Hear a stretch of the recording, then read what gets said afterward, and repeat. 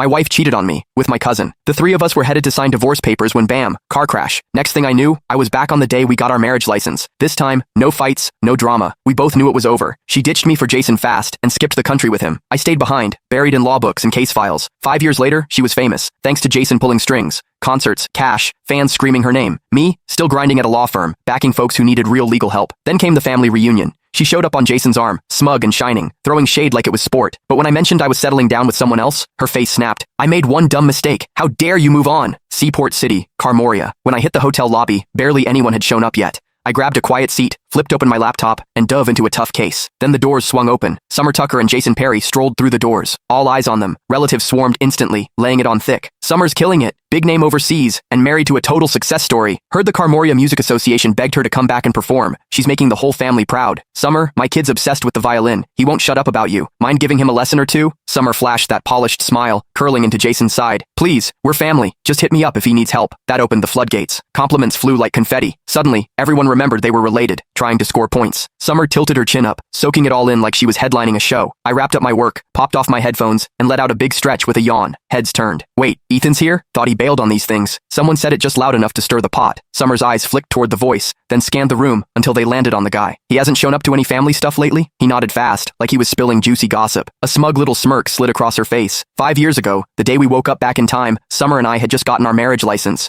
We were on our way to see our parents. Out of nowhere, she ditched me in front of everyone, ran straight into Jason's arms, and told him she loved him. Then she looked me dead in the eye and asked for a divorce. Said Jason was the one she really wanted. The whole family saw it go down. Most of them were here again today. Ethan's at Berevia Law, right? Dude's always buried in work. Never shows up to these things. Bet he's here for Summer. Maybe he still wants her back. That mess back then? Total humiliation. Summer's a star now, and Jason's her agent. Total power couple. Ethan trying to crawl back? Pathetic. The whispers kept going. Summer leaned into Jason, all smug. That's ancient history, she said, voice sweet. Jason's the one I really love. Silence. They looked so picture perfect. No one wanted to dig up the past. I barely glanced their way before flagging down a waiter. One coffee, no drama. I just wanted my parents to show up, say whatever they had to, and let me bounce. Jason didn't love that I was chilling. He strolled over, fake grin locked in place, voice dripping with sarcasm. Ethan, wow, didn't recognize you. You look beat. That job of yours eating you alive? Heads turned. Cue the peanut gallery. They jumped in like I was still 12. Ethan, you really should have picked a better job. Lawyers work nonstop and don't even make that much. Pushing 30 and still single? Embarrassing. No wonder you skip these get-togethers. Total disappointment. I locked eyes with Jason, then finally took a real look at him and Summer. Her hair was styled to perfection, wrapped in a plush cashmere coat, decked out in designer everything. She was practically sparkling with money. Jason had on a tailored suit, wedding ring shining. The way he carried himself, he looked like he stepped off the cover of a billionaire romance. No surprise people thought they were perfect. They nailed the look. I rubbed my temples and took a step back. Jason, you done? If so, back off. Your cheap cologne's killing my head.